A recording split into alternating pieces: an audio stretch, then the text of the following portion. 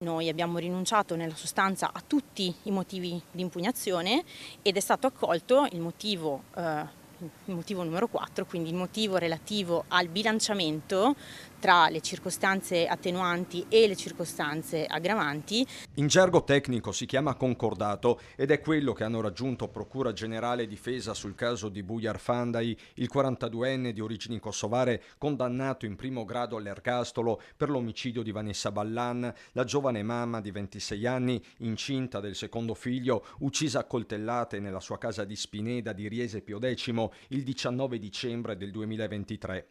La ricalibrazione della pena avvenuta in Corte d'Appello è una possibilità introdotta dalla riforma Cartabia, come spiega Daria Bissoli, che con la collega Chiara Mazzoccato ha rappresentato l'imputato. Le due legali erano pronte a entrare nel merito del ricorso, contestando la premeditazione e facendo valere l'atteggiamento processuale di Fandaj. Poi è prevalsa la nuova via. Sicuramente è stato un lavoro intenso che è aumentato in questi ultimi giorni perché noi come difesa avevamo scelto una strada completamente diversa, non avevamo riflettuto su un'ipotesi di concordato, ma questa apertura al ragionamento manifestata dalla Procura ci ha accolte, non vorrei dire di sorpresa, ma ci ha fatto piacere. Quel giorno di dicembre del 2023 Fandaj dal Tivole raggiunse la casa di Vanessa in sella alla sua bici, poco dopo il dramma, con lui che entra dalla finestra sul retro spaccandola e poi aggredisce la donna. Vanessa cade a terra e qui viene accoltellata. Il 42enne, che con la ragazza aveva avuto una relazione, sarà catturato qualche ora dopo. Quanto ai familiari di Ballan,